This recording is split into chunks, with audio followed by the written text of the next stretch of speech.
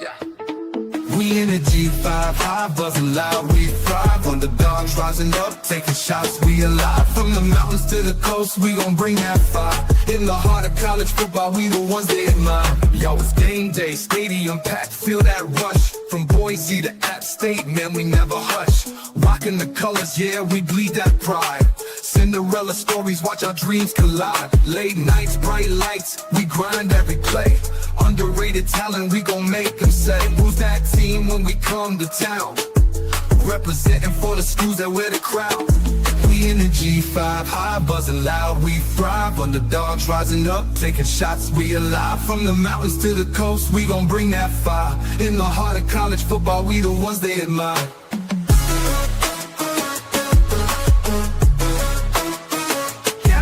Yo, it's game day, stadium packed, feel that rush. From Boise to App State, man, we never hush.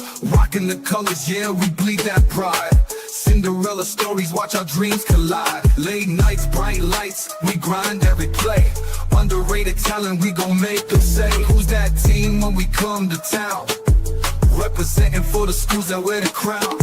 We in the G5 Hive, buzzing loud, we thrive. Underdogs rising up, taking shots, we alive. From the mountains to the coast, we gon' bring that fire. In the heart of college football, we the ones they admire. We the ones they are. The ones they can't skip. Fighting for respect, it's a tough road ahead. But we pack that heart and we never dread. Late hits and big plays, we bring in the heat. Watch out for the G5, we can't be beat. From the MAC to the Sun Belt, we don't back down. In this football jungle, we wear the crown. All the doubt is sleeping, but we making noise. In the G5 Hive, we the realest boys. When the clock's ticking down, we the ones to believe. One play, one chance, we gon' make them achieve. From the sidelines to the end zone, hear that roar. In the G5 Hive, we always wantin' more. We in the G5 Hive, buzzing loud, we thrive. Underdogs rising up, taking shots, we alive. From the mountains to the coast, we gon' bring that fire. In the heart of college football, we the ones they admire. So raise your flags high, let them wave in the air. In the G5 Hive, we the squad that's rare. With heart and grit, we rewriting the script. In the world of college football, we the ones they can't skip. Yeah.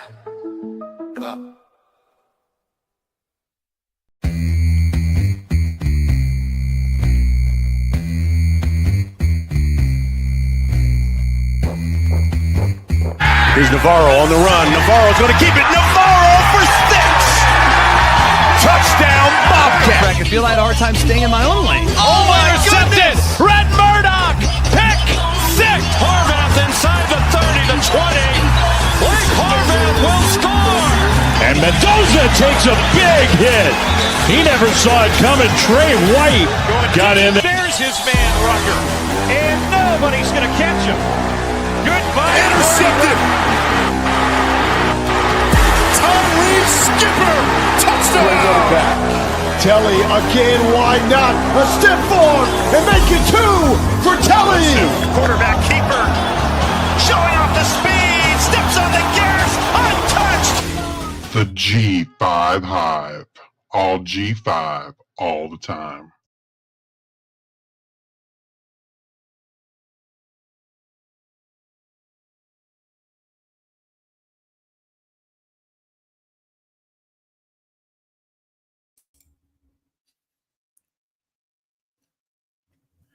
You're on mute, Luke.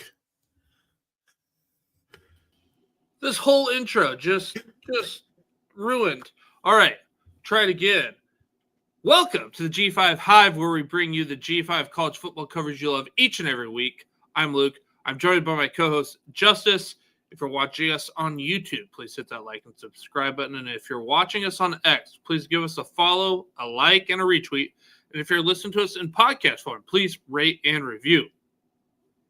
Tonight, we'll bring you up to speed on the news around the G5, review what went down in Week 11, and set you guys up for success in Week 12 with our Week 12 previews. As a show note, there will be no waiver wire honey for those of you who play college fantasy football. Since we're kind of entering the playoffs, Week 12 marks a lot of the start of the playoffs. And I'm assuming you're going to ride with the guys who got you there. We can't imagine there's many people that you're going to pick up who do realistically start in the playoffs. Our 2020 players, however, they will not be on the show either. They will be in a tweet in our graphics and info. Offense will be on Tuesday. Defense will be on Wednesday. And that's a rundown of what we got for you this week. Justice, anything before we get going? I was just going to say thanks, Tim. Timothy said loves our podcast. Listens to us every week. So thank you for the support, Tim. You're watching on YouTube, like you might see something weird. So we use StreamYard to produce this content, and they just started offering this feature where like it gives you two different views. I guess one's more for like a TV, one's for a mobile. We're trying it out, see how it works. So you're gonna see like two links on the YouTube. If you're if you find you don't like one, go to the other. We're gonna try it out this week. And see what it looks like when we're done, and we'll see if we use it in the future or not. But it's a new feature. Figured we would try it out. Website's live. Maybe this week I can find some time during the week to kind of go over all the stuff again. Like we did the initial announcement video, and a lot's changed, right? I don't know if it's changed, but there's been a lot of additions added. Yeah, a lot of stuff added since that first video, and maybe I'll just break it down by each. I'll do a video for each individual tool, etc. And we're constantly adding tools. We have a new one that should be available this week, and then we're working on another new one. Hopefully, it's available next week. So, constantly coming out with new stuff for you guys on the website. If you're interested, go to G5Hive.com. If you go to our X profile, you'll find a promo code where you can get half off your first year subscription. So, yeah, thanks everyone for the support and feedback we've gotten so far. All the feedback on the website's been really, really positive, and we've gotten a couple suggestions that we've already incorporated in some of the tools. So yeah, cool stuff. All right. Well, let's get into our G5 Hive Players of the Week for Week 11. My Offensive Player of the Week for Week 11, Tulane quarterback Jake Retzlaff. Jake threw for 332 yards and 3 touchdowns, while adding 43 yards and another touchdown on the ground to lead the Green Wave to a big victory over Memphis. Congratulations, Jake. My Defensive Player of the Week for Week 11 is Southern Miss cornerback Josh Moten. Josh had 6 tackles, 4 solos, 1 pass defense, and 3 interceptions to lead the Golden Eagles to a big victory over Arkansas State. Congratulations, Josh. My Offensive Player of the Week for Week 11, Hawaii wide receiver Jackson Harris. Jackson caught 7 balls for 130 yards and 3 touchdowns to lead the Rainbow Warriors to a big victory over San Diego State. Congratulations, Jackson. My Defensive Player of the Week for Week 11, UConn linebacker Brian had 16 tackles, 7 solo, 1.5 tackles for loss, 1 interception, and a sack, strip fumble to lead the Huskies to a big victory over P4 opponent Duke. Congratulations, Byron. The G5 Hive Freshman Offensive Player of the Week for Week 11, Georgia State tight end Grant Hollier. Grant caught 3 balls for 58 yards and 1 touchdown in Week 11. Congratulations, Grant. The G5 Hive Freshman Defensive Player of the Week for Week 11, Ohio linebacker Charlie Christopher. Charlie had 12 tackles, 6 solo, half a tackle for a loss, and half a sack to lead the Bobcats to a big victory over the Miami Redhawks. Congratulations, Charlie. And that one's really cool because Charlie's somebody we talked about months ago at this point in our Worker Bee series with Charlie Fidel. when we previewed the Ohio Bobcats, Charlie Christopher was a freshman he told us to look out for, had been making some noise in camp. So it's always kind of cool to kind of see things come full circle with our worker bee series. That's pretty cool. Now, sometimes I black out when I say things. I'm going back to my defensive player of the week. Did I say Byron? It's Brian. I don't know. Brian. I don't know what I said. It's Brian Parham. Yeah. I don't know what I said there. So, he crushed it. Part of me feels like shoot another one just so I can clip it better. Yeah, David agrees with our picks. Thanks, David. It's tough, man. Some weeks there's like a lot of players we could choose from. Some weeks there are more obvious choices. But yeah, thanks for the kudos. We try our best to pick the best players, and sometimes we don't want to pick the same player every single week. So we do try to add a little variety here and there. All right, well, Justice, let's buckle up and dive right into things. There are so many great G5 games this last week, but first, let's start with what the Swarm needs to know: our news and notes. So some of these things we'll also talk about during the actual games, but I wanted to mention them here. The first is if you didn't see the Texas State Louisiana game, there was a brawl at the end of the game. Ugly to see that in college football, but it happened. And today the Sun Belt handed down suspensions for quite a few players on both teams. So I'm just going to run those down real quick. So for Texas State, Tamir Jackson has been suspended for 2 games.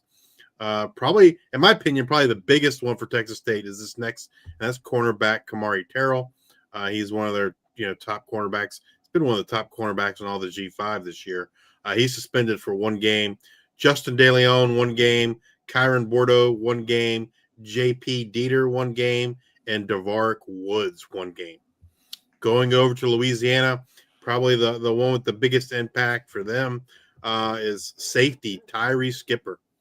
And he is gone for the rest of the season, including any potential bowl games.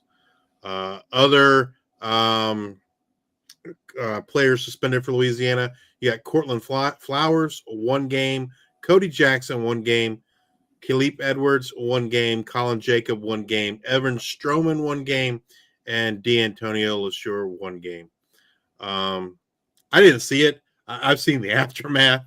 I saw a clip, I guess, today with, Coach Des. Louisiana wasn't necessarily happy with how the suspensions were gone. He was like, when someone comes by and punches you in the face, what would the most people's reaction be? That's kind of his point. Or like, if this was started, our guys reacted, and so like I don't know. He didn't agree with. I don't think he agreed with the way the suspensions went down. But nonetheless, that's what the Sun Belt did, and the Sun Belt said they're not going to talk about the matter anymore. Talk about Texas State going out with a bang. Man, Texas like we've talked about it before, even before this year, where there's always been so much love for DJ Kinney in terms of he's going to get a P4 job, and he's never really done anything at the G5 level. The last 2 years, he was expected to have a team that would at least compete for the Sun Belt West, and they have failed miserably, and they really failed miserably this year. The offense looks fine. The defense is not good at all. It just, I don't know. And they're going to the Pac-12, right? So I don't think the Bobcats have anything to worry anytime soon about losing Kinney. You got to assume some of that luster has worn off at this point. I also have a question about this. So I had messaged you or talked to you about this brawl, and I said it was actually worse, in my opinion, than the Eastern Michigan brawl that happened after the bowl game. What were your thoughts? Was it better? Yeah. No, worse? I think it was worse. Yeah. Yeah, I agree. It was worse. Well, moving on to some other news, Wyoming head coach Jay Savell says that starting defensive tackle Jaden Williams has been reinstated after his suspension for violation of team rules for Week 10. Savell also touched on tight end John Michael Gillenborg, said he's as healthy as he has been since August. He hasn't really been in the game plan the last 2 weeks because of his uncertain status, but moving forward, they expect Gillenborg to be a big part of the passing offense. So good news for John Michael Gillenborg fans. Let's see, going up in injury news. So first, we're going to start off with some guy that's expected to make his return this week, so to speak, and that's Troy quarterback Goose Crowder. So head coach Gerard Parker confirmed that Goose Crowder will make his return to the field this Thursday night against Old Dominion, and he says that both Crowder and Tucker Kilcrease will play. Kind of interesting. I know we speculated maybe Goose would just be done. He's had the last 2 years has been nothing but injuries. He's played. Yep. He comes back, he gets injured. He comes back, he gets injured. And so I think we were just thinking like maybe he's over it. We don't know. But anyway, he's expected to be back for a big matchup this Thursday night, prime time on ESPN. We'll talk more about that later. Navy quarterback Blake Horvath was a surprise out this past week versus Notre Dame. And, you and I talked about it, Luke, right? Like, probably really wasn't a surprise. Like, if you sit down and think about it, the thing that comes to mind is what I heard today out of the Pitt head coach regarding Notre Dame. And I think someone asked him, like, do you really want to win this game? And he's like, no, I could care less about this game. This game basically means nothing because Notre Dame is not in the ACC. For us, all that matters is winning the ACC and getting that automatic bid. It seems like that was probably Navy's take too, right? Like, why get our star quarterback hurt in a game that really doesn't mean anything? We're gonna have to win the American, and have to have a shot at getting an automatic bid, and we're gonna need Blake Horvath to do that. Especially, Friday night is the cards are essentially laid out on the table that Memphis gets beat, so that American is up for grabs. So we don't have an update on this, but maybe you know more, Luke, about the Boise State quarterback situation. We know Max Matson's out. That's what we do know. I don't know who came in for him last week or who we expect to start, but we do know Max Matson is out for the foreseeable future for Boise State. They had a bye this last week, so I don't know who they're going with right now. Do we know who came in against? I guess that would have been 2 weeks ago now. Yeah, I was gonna look it up real quick. Yeah, I was gonna look it up because I wanted to forget this. So thanks to you, Timothy, for making me remember. Max Cutforth. Cutforth, yeah, it was brutal to watch. Yeah, Max Cutforth was the guy that came in for Maddox in the Fresno State game. You got to assume he's probably likely the one at least to get the first reps this coming week. It also reminds me, Breezy Dubar mentioned he was going to redshirt, I think, or enter the transfer portal. Maybe that's what it was, not redshirt, but he was going to enter the portal. So, gotcha. All right, Memphis quarterback Brendan Lewis, who was banged up before the game this week, he did play versus Tulane. I guess he was in and out, and so they asked Ryan Silverfield, head coach, about it, his availability this coming week. And he said he's been tough. He's been battling through it. But again, we've got to decide if it's in his best interest. Once, if he's healthy enough to go, and two, if it's in the best interest of the team to step foot on the field. So sounds like Brendan Lewis is pretty questionable this week again for Memphis. And, I think it was A.J. Hill came in for him right this past week. Or was it Arrington? It was Arrington. So it could be either one, right? A.J. Hill or Arrington Maiden. We've seen them both play this year if Brendan Lewis is unable to go. San Jose State quarterback Walker Eggett had to leave the field in Week 11 with a leg ankle injury. He did return, but you could tell it definitely hampered his ability to plant throughout the game. We just learned Louisiana Tech quarterback Blake Baker is out for the season with an ACL tear. That's a big blow to Louisiana Tech. They lost their quarterback of the defense, if you will. I don't know, probably 4 weeks ago at this point, maybe 5 weeks ago, in linebacker Colby Fields, and now they lose their literal quarterback on the offensive side, Blake Baker. So 2 big blows for Louisiana Tech. Southern Miss quarterback Braylon Braxton left the game with a knee injury in the first quarter, but he was able to return, but he definitely looked hampered or hobbled. Tulane linebacker Sam Howard, who was out weeks 8 through 10, but he did play in Week 11. He was re-injured in Week 11, and he could miss some time.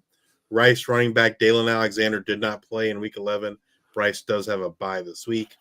Akron quarterback Ben Finley was shaken up briefly versus UMass, but he was able to continue. New Mexico State running back Kadarius Callaway had to leave the Week 11 game versus Kennesaw State with an injury. Jacksonville State wide receiver Brock Rexsteiner was knocked out of the Week 11 game with an upper body injury. Just fun fact, if you don't know, Brock Rexsteiner is the son of wrestling legend, Hall of Famer Scott Steiner, Big Papa Pump. That's Brock Rexsteiner is his son, and I'm pretty sure Brock already has like a WWE deal lined up once he graduates from college. Sam Houston quarterback Hunter Watson had a knee injury that kept him out for Week 11. Ball State running back Quay Ashley had to visit the locker room in Week 11 due to injury. Tulane defensive end Gerard Henderson suffered a significant injury in the first quarter versus Memphis. Liberty running back Caden Williams did not play in Week 11. JMU offensive lineman Joseph Simmons, according to Coach Chesney, should be ready to go this week. And JMU running back Ayo Adeye is still questionable for the Dukes this week. right. Anything else you got, Luke? Yeah, Timothy, for the Boise State news, it actually was mentioned that MACtion's not going to undergo surgery. He's just doing rehab, and they hope to have him back later in the season, but they will not have him this week against San Diego State. They did not say who it would be, but my guess would be cut forth would be my guess. Also, unrelated, but I think we mentioned it a while back ago, but Chris Marshall back with the team this week and had a good week of practice last week. So whatever that means. Winless teams in the G5, there's only one.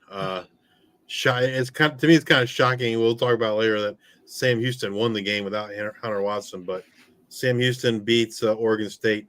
Sorry, Clint, if you're listening. I know you're a big Oregon State guy. That's kind of that. Yeah, that's bad. Losing to Sam Houston this year is bad because Sam Houston is really bad. So anyway, that leaves one team that hasn't one winless team, I guess I should say. The UMass Minutemen. They're 0-9. They're at home versus Northern Illinois this week. Northern Illinois hasn't played great lately either. Maybe they'll get a win, but I don't know. We'll see. I don't know about that. All right, we'll go on over to the G5 in the AP Top 25. JMU makes its debut in the AP Top 25 poll this week, coming in at number 24, and they are joined by South Florida, who's back in the poll for the second time this season. South Florida comes in at number 25. Others receiving votes, you got Tulane at number 26, 83 votes. North Texas, number 28, 55 votes. San Diego State, number 34 with 5 votes. UNLV, number 35 with 2 votes. And Memphis comes in at number 36 with 1 vote. Moving over to our G5 Top 25 poll. We tweeted this out earlier. These are our votes as submitted to the Hero Sports G5 Top 25 Media Consensus Poll. There's, I don't know, 20 or so voters in that poll. We are one of the voters, and what you see on the screen is our votes that we submitted. For those listening audio form, I'll run them down real quick. At number 1, we got South Florida. Number 2, the Dukes of JMU. Number 3, the Mean Green in North Texas. Number 4, Tulane. Number 5, Memphis. Number 6, East Carolina. 7, Southern Miss. 8, Hawaii. 9, Kennesaw State. 10, San Diego State. 11, Navy. 12, New Mexico. 13, Old Dominion. 14, Connecticut. 15, UNLV. 16, Ohio. 17, Jacksonville State. 18, Fresno State. 19, Boise State. 20, Western Kentucky. 21, Coastal Carolina. 22, Troy. 23, Western Michigan. 24, Utah State. And rounding out our top 25, FBS newcomer, and the first time in our poll, the Missouri State Bears. As I mentioned, these are our votes as submitted in the Hero Sports G5 top 25 consensus poll. So I'll just kind of run down some of the biggest differences between our votes and the consensus poll. We'll start off with teams that are not ranked in our top 25, but they were ranked in the consensus top 25. And that was Miami Redhawks came in at number 21 in the consensus poll, and the Toledo Rockets came in at number 24. Obviously, with 2 teams in the consensus poll, not in ours, there's 2 teams in ours, not in the consensus. And the 2 teams that we have ranked that aren't in the consensus poll are number 24 and number 25 teams.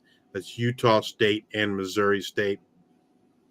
I think Missouri State was like number 26 if you go to the others receiving votes, and Utah State, I think, was like number 28. So some of the biggest this week, there's some big differences. And I think the problem is once you get probably past like week team number 7, like all those teams, like it was very hard to rank them, I guess. I think it was hard for me. It's hard for Luke. I assume it was hard for everyone. And so there's a lot of different, there's some big differences that we have when you get past number 7. So teams that we are lower on, we talked about this team last week, Boise State. We have them at 19. The consensus has them at 11. 8-spot difference. That's the biggest difference for us. And we talked about last week. It's really has to do with MACtion not being available, right? They didn't look good without him. Don't expect that they will look good. And so maybe it's a little projection on our part, so to speak, to have Boise State ranked 19, but that's kind of where we have them. UConn, we have them at 14. The consensus has them at number 10. It's a four spot difference. Yeah, like now all of a sudden everyone's high on UConn. Get with it, guys. I was there, and then all of a sudden I come back. It's like, okay, and then I don't know. Yeah, we got some. I don't know.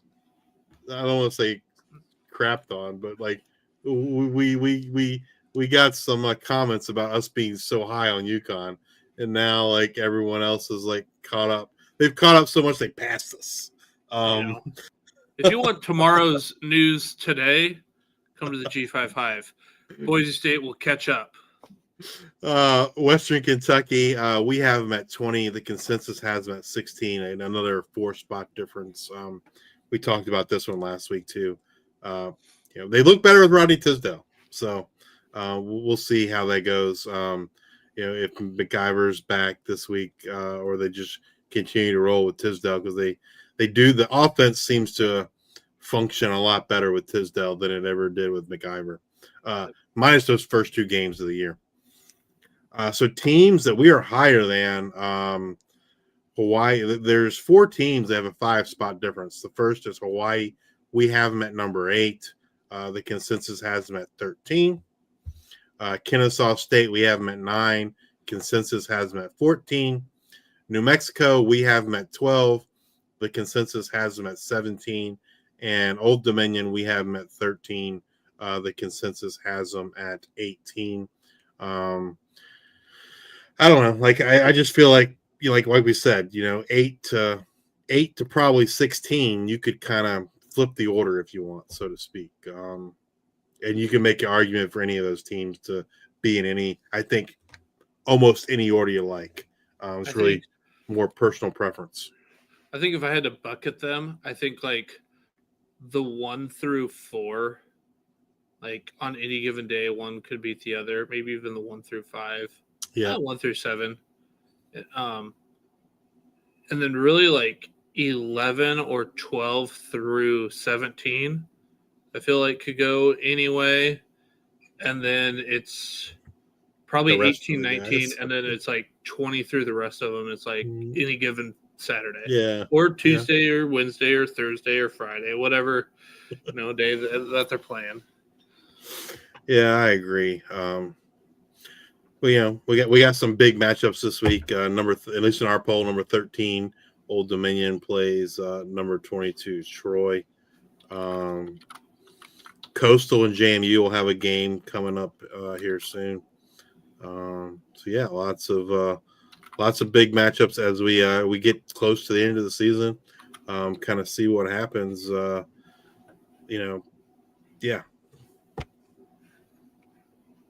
All right. You ready to get started? Let's do it. All right. We're going to do our Pac-12 and UConn section. And our Week 11 games in review are Sam Houston versus Oregon State game. That's going to be in our Conference USA preview. When we do our Week 12 previews, our Saturday games, Oregon State at Tulsa, will be covered in the American preview. And then the Louisiana Tech at Washington State will be covered in CUSA. So let's head on over to UConn and look at Week 11 in review. We had an exciting game. This lived up to my expectations. I don't know if it is everybody had this expectation. Maybe it was just me. Maybe it was just me and Justice. Not sure. But Duke looked good out the start. UConn looked like it may be in for a long day. The first half was fun, but the second half was an offensive explosion. Duke would open the second half with a touchdown. UConn would respond with a field goal to go up 23-21. UConn trailed in the fourth and would run a fake punt on 4th and 9 from their own 34. Cam Edwards would then run it in, but they could not convert the 2-point conversion, and it was 29-28 UConn. Duke would respond with a touchdown of their own to go up 34-29. UConn had the ball at the Duke 40 on 3rd and 14 with 3:14 left. Fagano would find Juice Farine, who's been tearing it up lately, for 9 yards. On 4th and 5, they would connect again, this time for 12 yards. And on the very next play was a Bell touchdown from 19 yards out. That was Skylar Bell's second on the day.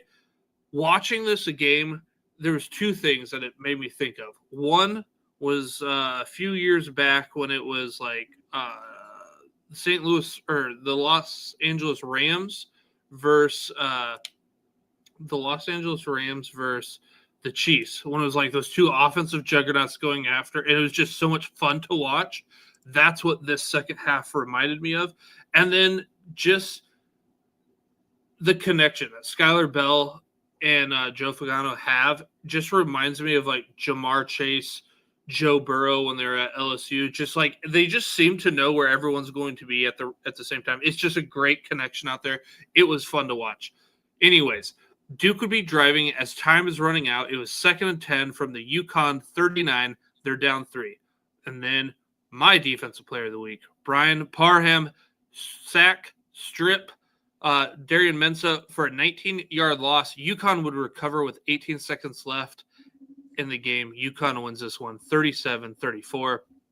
Every possession would end in a score except the last possession in the second half. So I should say every possession in the second half would end in a score except for that last possession. It was fun. It was fun. So I was gonna say Joe Fagnano, like underrated, like the year he's having 25 touchdowns, no interceptions. That's a pretty awesome number. I mean, Mensah I think the I forget what the combined was, but it was like 40 some touchdowns, and like I think Mensa's thrown maybe 2 interceptions between the two quarterbacks, but still both of them pretty phenomenal numbers. But yeah, Joe Fagnano, what a season he is having for the UConn Huskies.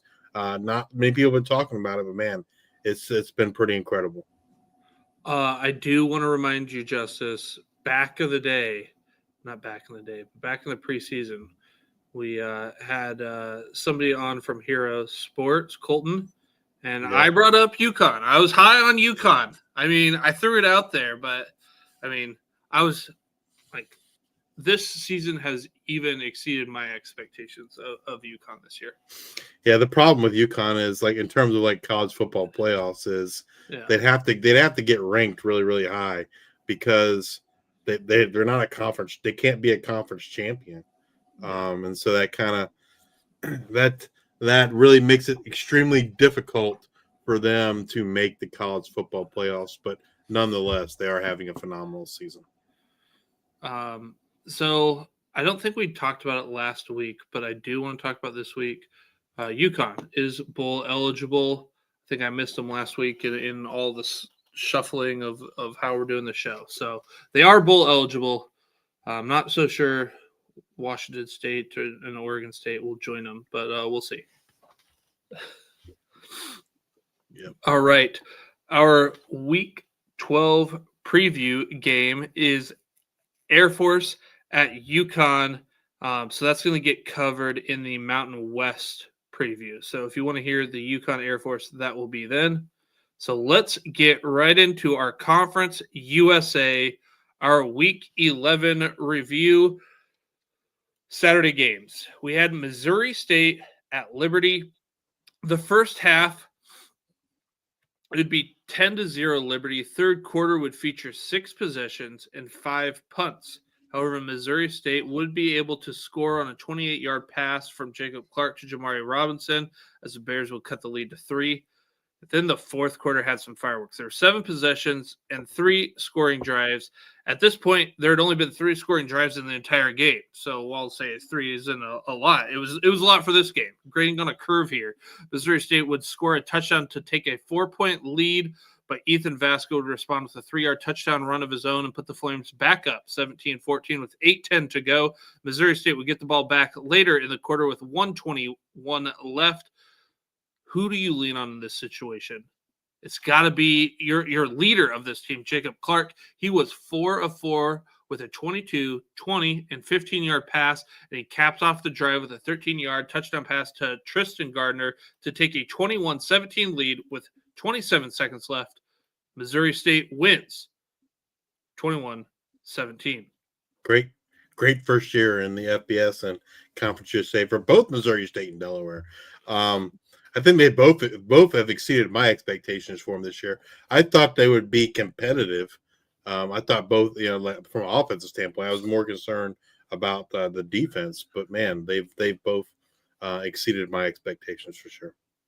You just teed it up great. Actually, yes, that's the right. Teed it up great for this one. Louisiana Tech at Delaware. Let's jump right to the fourth quarter. It's 17-16 Louisiana Tech after a Clay Tevin. Is that how you say it? Yep. Tevin scored a touchdown. Great audio here. He scores a touchdown with 3:32 left to go in the game. Delaware would go for it on 4th and 10 at their own 30. Nick Mitakuchi would throw a pick 6. This practically seals the game. It's 24-16. There's 2:34 left. But as we've seen, Delaware's offense can be explosive.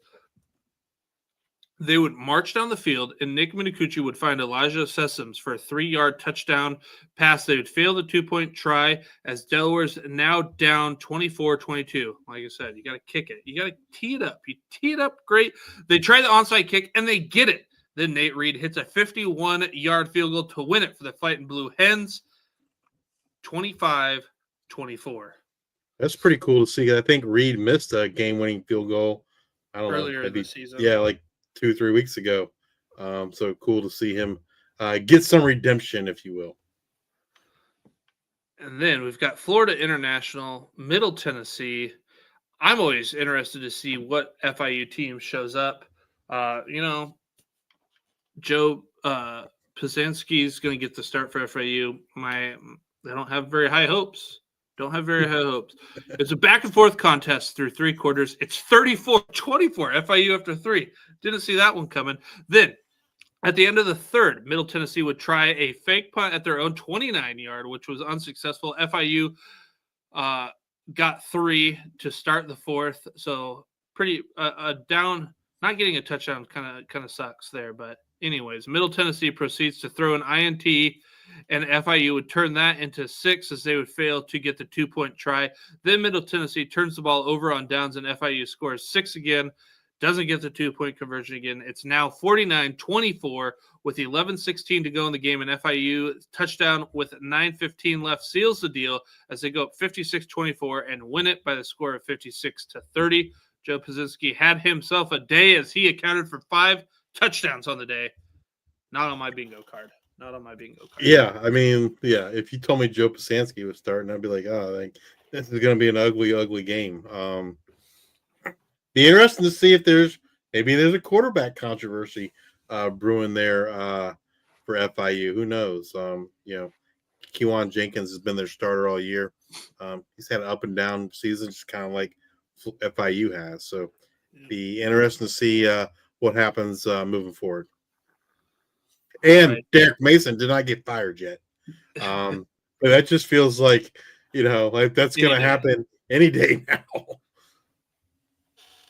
All right, Jacksonville State at UTEP. Let's skip right to the action on the fourth quarter when Skylar Locklear found Eric Williams III for a 19-yard touchdown to tie the game at 27 apiece with 2:15 left in the game.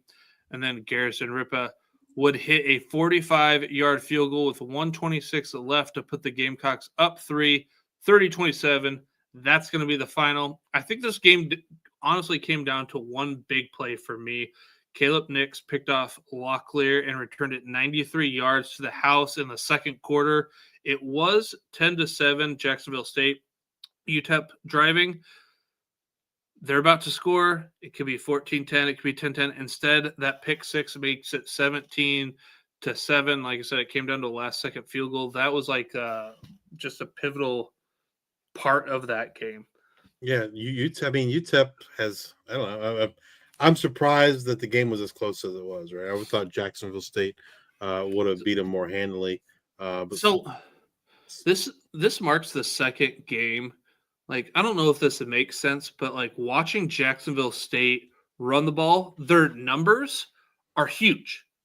Like they're just crushing it on running the ball, but it doesn't feel that way. When I watch them, it doesn't look like they're crushing it. It's like, oh, they had a big run or two in the fourth quarter that got them there. Like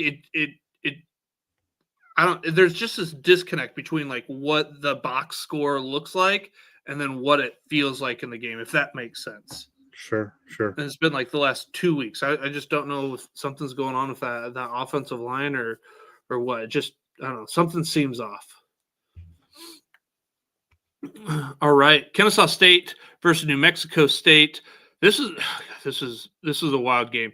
So we had a big first quarter for Kennesaw State. They're up 17-0 after 1 and led 24-7 at the half. Let's move to the fourth quarter. Logan Fife had just connected with Devon Fappel for a 2-yard touchdown, and it was his third touchdown in the last 4 games to cut the lead to 10. It's 24-14 in favor of the Owls. An Owls 3-and-out, and New Mexico State touchdown would make it a 3-point game with 5:28 left. The next play for the Owls is an INT. New Mexico State is about to come all the way back and take it over as they take over on their own 40-yard line. New Mexico moves the ball down the field, but Fife is intercepted at the Kennesaw State 35-yard line. And it looks like the Owls will escape, or will they? They have to punt it back to the Aggies, who take over with 1:51 left in the game. They get 3 big chunk plays. Ryan Hawk gets set up for a 50-yard field goal and misses it. The Owls do hang on to win this. The Owls only had 91 yards in the second half, 0 points, 4 punts, and 2 interceptions.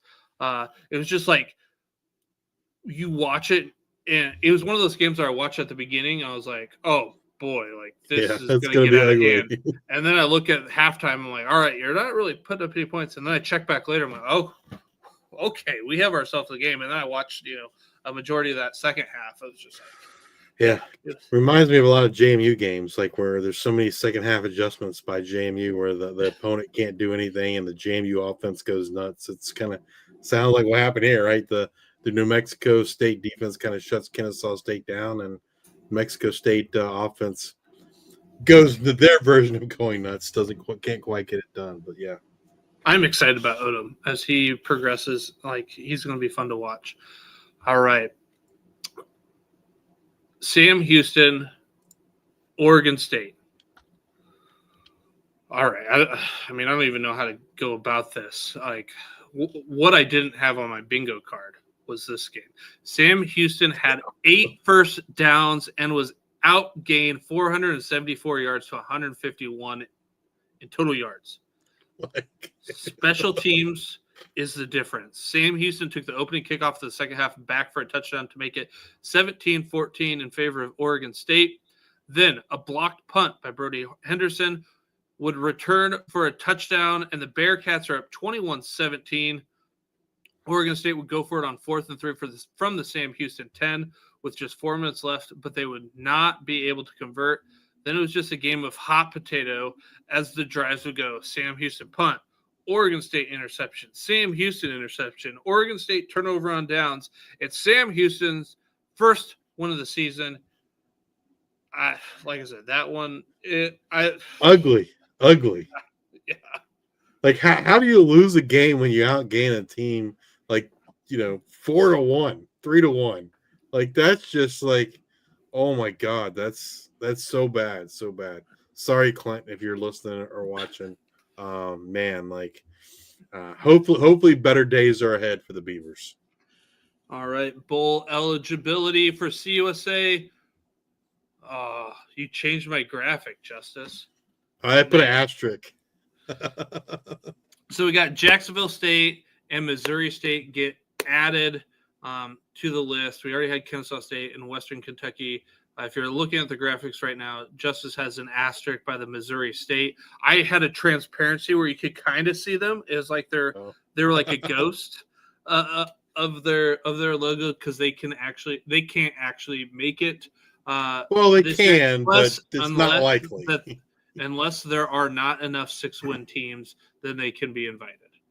So. Yeah, I mean, I don't know. I expect there to be a plethora of 6-win teams this year, probably more 6-win teams than there are bowl spots. So I doubt that we see Missouri State or Delaware, if they become eligible, actually get a spot because it's their first year in transition to the FBS. Kind of sucks. We talked about it last week. Like, they need to get rid of when that rule was written.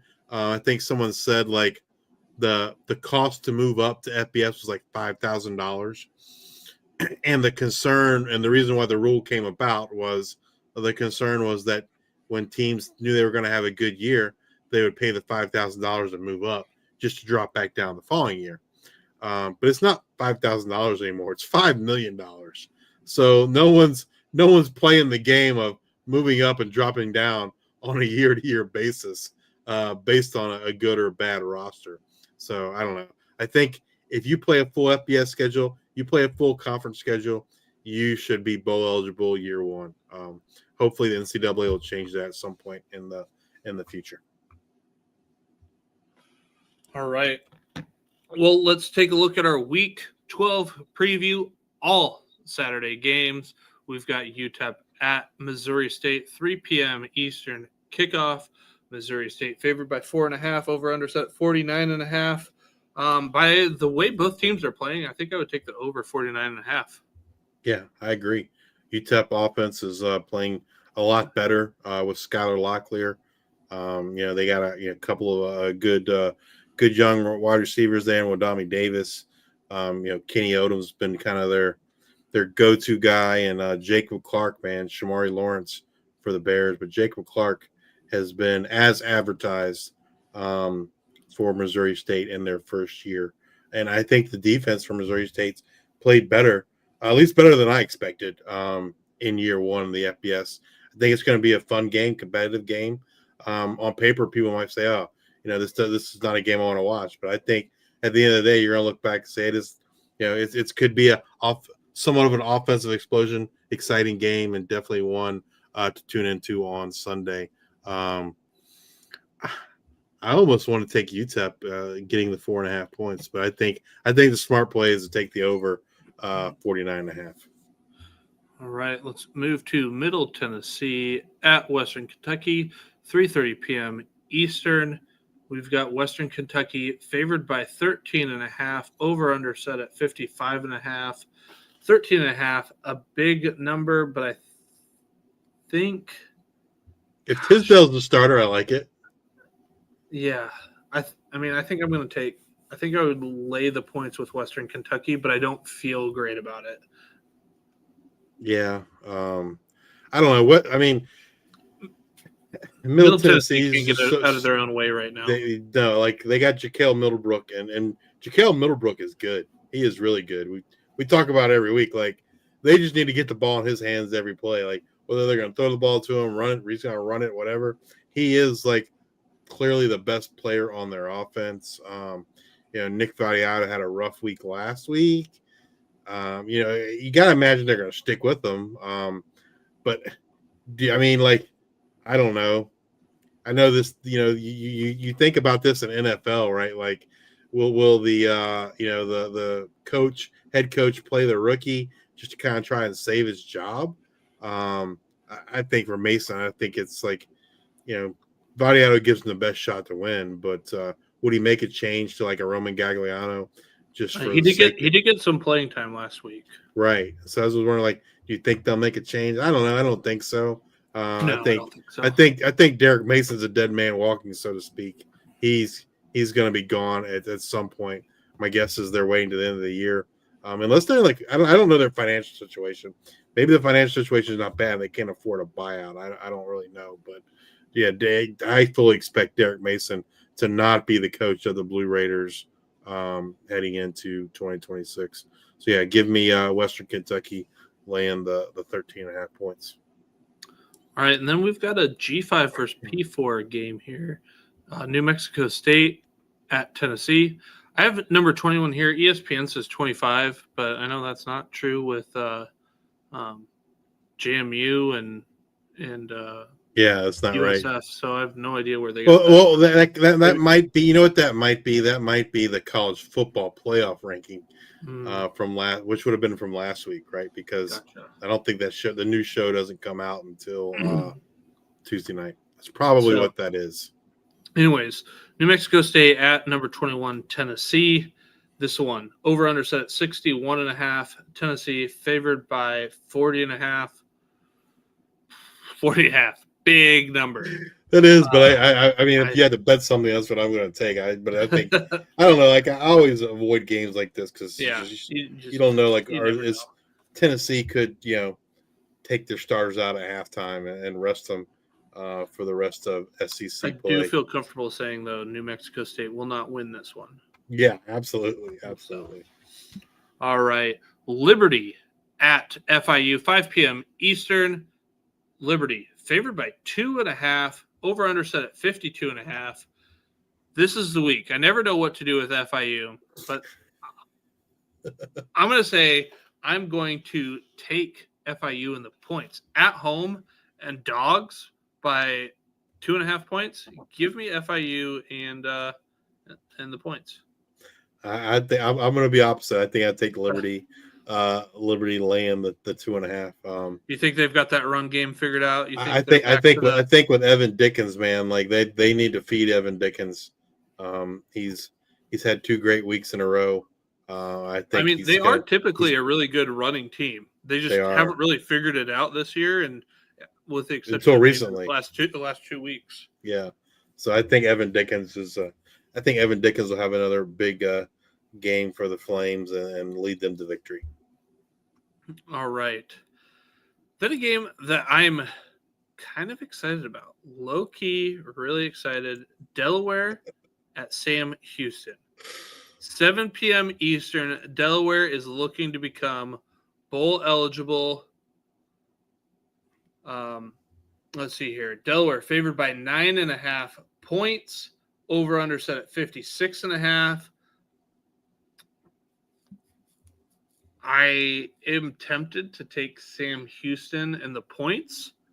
And let me tell you why. Let me tell you why. Delaware and Sam Houston are the number 2 and number 3 worst teams in the nation in terms of letting the rush defenses and just what opposing running backs can do. So if Sam Houston can control the ball a little bit and get some explosive plays from Elijah Green, let's see if Hunter Watson plays in this one. I think Sam Houston could be kind of sneaky in covering the points. I don't think they win, but then I also can see Nick Mitakuchi running the ball a lot. And I think this one actually, I guess if you want to do one, take over 56.5. I think this has a sneaky game to have a lot of points. I think Delaware's going to score a lot of points. I think the Delaware offense, Nick Mitakuchi, Jonathan Silver, Kyrie Duplessis, I think they're going to have a field day on Saturday. They're going to have huge games, and I think Delaware is going to blow out Sam Houston. So if I'm betting, I'm taking Delaware laying the 9.5. All right, Kennesaw State at Jacksonville State. People in the chat, they want this one. This is a big one. Two undefeated teams in conference play. 2 undefeated conference teams. 8 p.m. Eastern. Kennesaw State favored on the road by 2.5. Over under set at 53.5. I like Kennesaw State. I just like how they've been playing this year. I like how they've been playing, so I'm going to lay the 2.5 with them on the road. Yeah, it's I don't know that I really. For me, I think this is more of a. I want to watch this game. I think it's going to be a good game. The loser is probably. You hate. I mean, it's not eliminated, but they have a harder road to make it to the Conference USA championship game. The winner, you would think, is like almost assuredly there. You got both Kennesaw State and Jacksonville State at 5-0. You got Liberty at 5. I mean, not Liberty. Western Kentucky at 5-1. And so figure like it's the winner of this game versus Western Kentucky. It's kind of who you think it's going to be in the Conference USA championship. I mean, if I had to pick a winner in this game, I think I agree with you. I think I lean Kennesaw State and laying the 2.5 points. But I just think it's going to be a good football game. Two fairly evenly matched teams. Excited to see what Amari Odom and Gabe Binyard can do, and then you got the Caden Creel and the Cam Cook show. Cam Cook, one of the top running backs in all of college football, much less the G5. Expected a good offensive showing from all parties in this one. All right. Then we're going to get into our Louisiana Tech Washington State game, 10 p.m. Eastern. Louisiana Tech looking to become bowl eligible in this one. It is on the CW, so you know it's going to get wacky. That's for sure. Washington State favored by 8.5. Over under set at 44.5. I'm tempted to take the under. Given the Baker news no longer being quarterback. If you want to take the under, if you want to take the Washington State 8.5, I feel pretty good about, either. I think I probably feel better about laying the points with Washington State than I do taking the under. But if you want to take either, I think that would be fine. Yeah, I think I would take the under. I think this is an ugly game. I think with no Blake Baker, that Louisiana Tech offense could sputter. He was the one guy that seemed, or the one quarterback option this year that seemed to be able to get that offense going. And Washington State, I feel like, has been ugly from an offensive standpoint all season long. So I just think this is going to be a rock fight game. And from a betting perspective, I'd probably something that I would avoid altogether. All right, you want to talk about ugly. Justice, let's talk about the American Conference Week 11 in review and that Thursday night game, UTSA versus Florida. This one was all USF from the start. First offensive play for UTSA after getting the opening kickoff was an interception returned for a touchdown.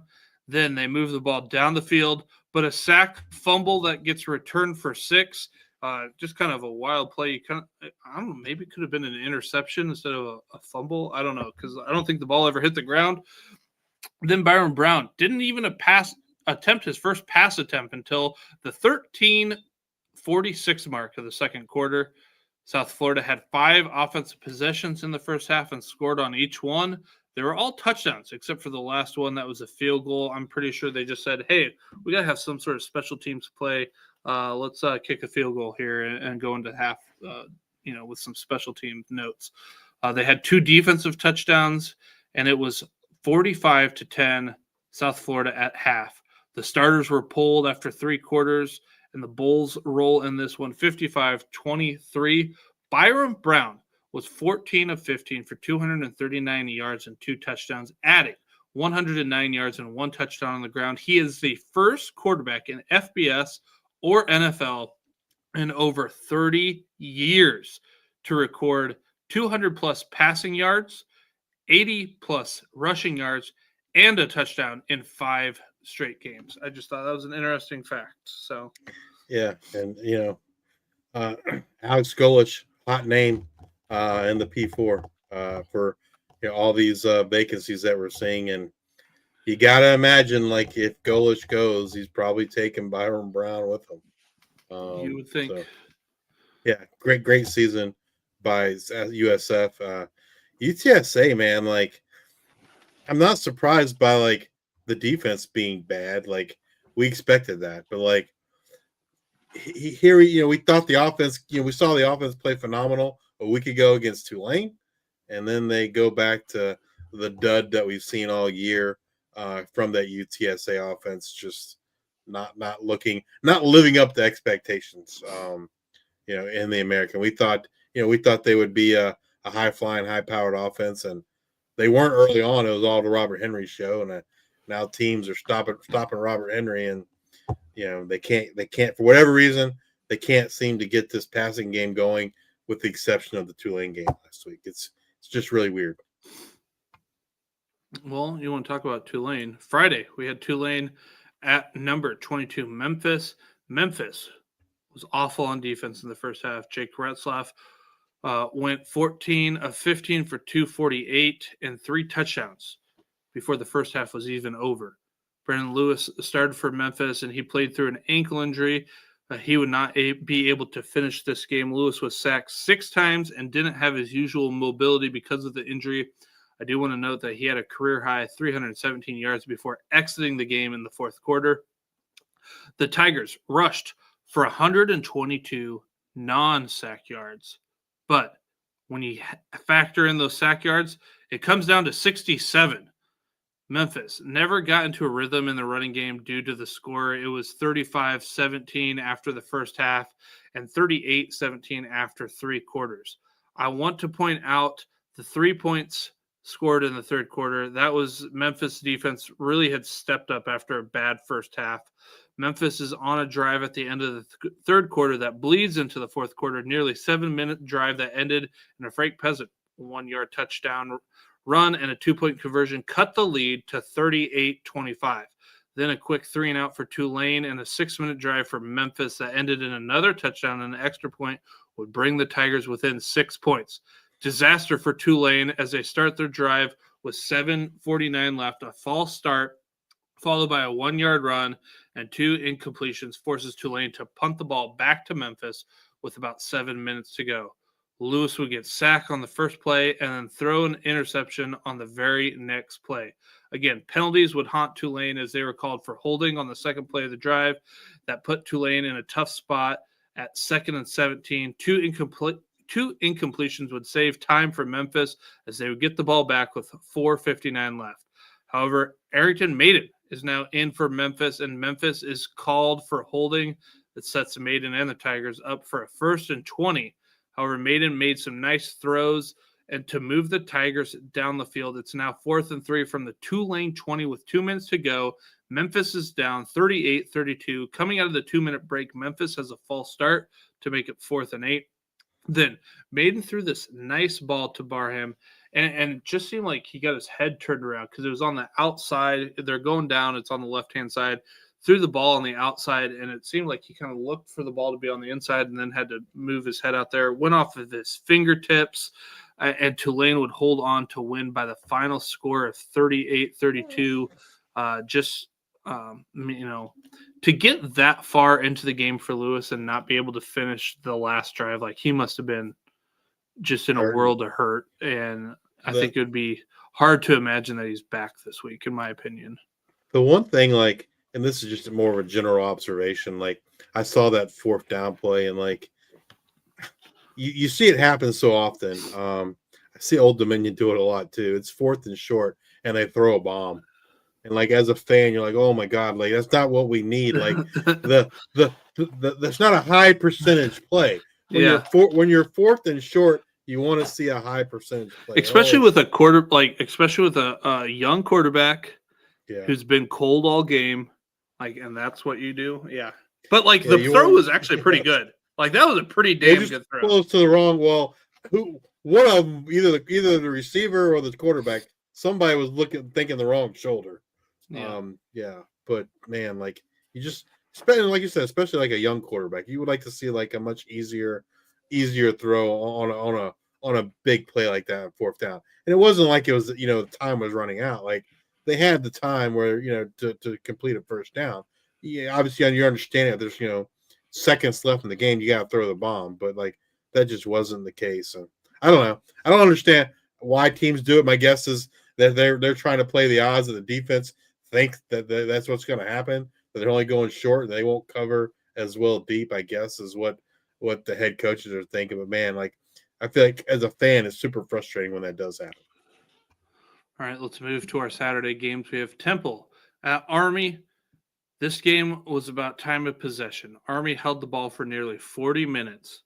I don't know if you know this, but a game's about 60 minutes. Army had double-digit plays on 4 of their 6 possessions. That's right, 6 possessions. Usually there's like 15 or so in a game that each team gets. 6. It's 6 possessions. Army would be up 14-13 with 11-16 left in the game. Temple would go 3 and out, punt it back to Army, but they would not see the ball again as Army held the ball for 9 minutes and 53 seconds. Helms could have ran it in at one point for like a 7-8 point lead, depending, if you hit the field goal or if you hit the extra point or not, would still give Temple a chance. So he slid. They ran out the clock. They win this one 14-13. This one I started watching in the first quarter. I went to the refrigerator to get a drink, came back, and it was over. Like this game went fast. This was a fast-moving game. UAB at Rice. It's 17-14 UAB at the half. Rice had a fumble and a turnover on downs that led to 14 UAB points. Rice would get the ball to start the second half. They'd score a touchdown. UAB would have a turnover on downs on their of their own that led to 3 points for Rice. After 3 quarters, it was 24-17 in favor of Rice. In the fourth quarter, Rice struggled to move the ball as they were only able to muster up 17 yards on 4 possessions, and they had 3 3-and-outs. However, UAB would turn the ball over on downs twice, and the Owls hold on for a 24-17 win. Charlotte, ECU. ECU would have a big first quarter. Offense had 2 touchdowns while the defense held Charlotte to 2 yards. 2 yards in the first quarter. Oof. Only blemish for the Pirates was in the first. They had a turnover on downs, but don't worry because the very next plays, Timer Brown would intercept Grayson Loffeless and take it to the house. ECU up 21-0 after 1. They would cruise in this one as they led wire to wire the final 48-22. Yeah, I mean, we talked about this game last week. It was going to be a offensive explosion for ECU and not so much for Charlotte. Charlotte is – they are not a good team. Not a good team. All right, Tulsa at FAU. Tulsa would throw 2 interceptions. They would have a fumble return for a 95-yard touchdown and 2 turnover on downs. Both happened to be at the FAU 33. That was all in the first half. After the first half, it was 31-6 FAU. That was kind of surprising, nonetheless. Tulsa's offense would start executing better here in the second half. They would cut the lead to 13 after a Seth Morgan connected on a 22-yard field goal, but FAU's Easton Messer will get his 3rd touchdown of the day on the following drive and put a stop to any type of comeback Tulsa thought they were trying to mount. FAU wins this one by the final 40-21. Zion Booker, I didn't mention it in the injury news, but he was kind of a surprise out for Tulsa. He's their number 1 go-to wide receiver, so that certainly hurt him not being available. And then Easton Messer, I don't think he's had any touchdowns up to this point, right? I think you're right, or maybe like one. Maybe one. And then he has an explosion here in week 11. Would have liked to see Zion Booker play. Maybe the game would have been a little more competitive as we expected it to be, but FAU's got that high flying offense. All right, Navy at number 10 Notre Dame in a G5 versus P4 contest. Like Justice said earlier, no Blake Horvath in this one, and again, reiterate it. Kind of feel like this was more of an American Conference play than an injury play. Notre Dame doesn't play in the American. It's not going to help us win. We saw Memphis just lose. So maybe that all plays into it. Anyways, the first half was competitive, but you could really feel things go downhill when Notre Dame scored a touchdown to go up 14-7, followed by a Navy 3-and-out, and then Notre Dame scored another touchdown to put them up 21-7. Then it was just like, okay, wheels are falling off. It would be 21-10 at the half, but Navy would be held to 50 yards in the entire second half. Notre Dame cruises 49-10. Well, let's get to our bowl eligibility for the American. You see all those teams there. We've got Tulane, we've got Memphis, North Texas, South Florida, Navy, and the new team with their big win over Charlotte is ECU. Our Week 12 previews Saturday games, we've got UTSA at Charlotte, 12 p.m. Eastern. UTSA favored by 18.5, over-under set at 59.5. I do not want to touch this game. I would think that I would lay the points with UTSA, but this offense has not been what we thought it has been. But I think Charlotte is just that bad that UTSA might look really, really good. I don't know. I'm not going to touch it, but I think I mean, like that. I feel better about taking UTSA and laying the 18.5 than I would taking like the over 59.5, because that's going to require some help for Charlotte in terms of scoring. I mean, this will be a good game for the UTSA offense. I think. Maybe they can use this game to get the offense back to what we saw in the Tulane game, get to 5 wins, and get within 1 win of bowl eligibility for the Roadrunners. Owen McCown, Devin McEwen, David Amador. All could have a big day against the 49ers. All right. The big game here. Number 25, South Florida at Navy, 12 p.m. Eastern kickoff. For everyone, except for those who have YouTube TV, this is going to be on ESPN too. So everyone else can watch it, but you, YouTube TV watchers, I'm pretty sure you still don't have ESPN. Anyways, this one is South Florida favored by 10.5, over under set at 65.5. Give me the over. You like the over? I don't know. Like I just feel like that's a lot of points for a South team Florida that, like Navy wants to limit possessions. I feel better about Florida laying 10.5. South Florida can get 65.5 in 2 minutes. Well, they can, but the problem is, you're obviously Navy's likely to win the time of possession. You got to assume, like you said, Blake Horvath is back. That he was just being held out last week because in the big scheme of things, that game didn't really mean much. I have a feeling Navy is going to be like, it's going to be 3rd and 4, and they're going to get 4 yards. It's going to be 3rd and 6, and they're going to get 6 yards. Like no one is going to go over what they need to get, and they're going to just try to eat up as much yards time as they can. Well, yeah, I mean, obviously with the explosive offense of South Florida, you want to limit their possessions too. But I just think the South Florida team, both the offense and defense, is too good. I like South Florida laying the 10.5 points. I personally think South Florida is the best team in the G5. And I assume you do too, Luke. We both had them at number 1 this week in our poll. But yeah, I think I like South Florida. All right. And then we've got Oregon State at Tulsa, 1 p.m. Eastern kickoff. Oregon State favored by 1.5. Over under set at 48.5. Give me laying the points with Oregon State. Anthony Hankerson, I think they're just going to lean on him, and how Anthony Hankerson goes, so goes the Beavers. But I think they win this one. I don't know. I think I'm going to take Tulsa at home, man, to get the win. Getting 1.5 points. I mean, I think Anthony Hankerson is going to have a big game, but I think Tulsa is going to actually win the game. I think their offense is going to get going. Hopefully, Zion Booker's back. If Zion Booker's not back, maybe I would agree that I don't know, Oregon State might win. But give me the Golden Hurricane at home to get a win over Oregon State. Both these teams only have 2 wins. Someone's going to walk away with their 3rd of the year. But I think it's going to be Tulsa. All right, North Texas at UAB, 2 p.m. Eastern kickoff.